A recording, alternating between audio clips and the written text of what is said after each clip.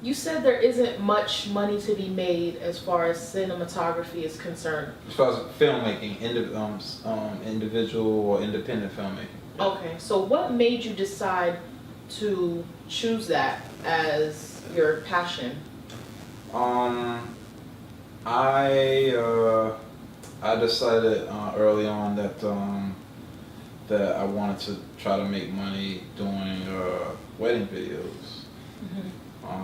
Because first I was doing rap videos, and I figured, I was doing rap videos with an iPhone, and then I said, hey, why don't I get some equipment to do better videos?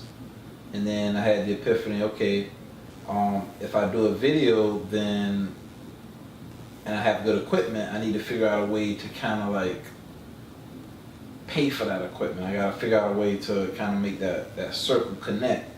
Right. And through a coincidence, I got into wedding videos.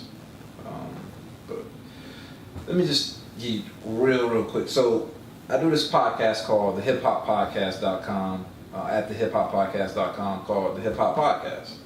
And one of our listeners challenged me to a battle. And he started making these videos dissing me, and I made a video dissing him, and it was so fun for me to edit it that that I just started doing the music videos. Then a coworker approached me after I went on vacation. She saw my vacation video, and she asked me to shoot her wedding, and all I had was a camcorder. And I told her that I couldn't shoot a wedding on a camcorder because it just wouldn't look right. So I started reading up on everything I needed to do, and got my equipment game up and went from there. And got into the wedding stuff, and then the filmmaking came from the fact that I felt like I could write stories. Right. Which turned out not to be true, by the way. But I wrote a bunch of stories, a bunch of different scripts, learned how to write screenplays and everything. And from there, I ended up getting my friends together. We made home movies pretty much. Maybe like last year, 2 years ago, I called myself having a little web series with the visual effects stuff, I was trying to do. And from there, it turned to commercials because I wanted to use my visual effects stuff to make commercials. So I found a website called Tongle. Got a crew together, we all had New Year's resolutions, and mine was to start doing video contests. Right.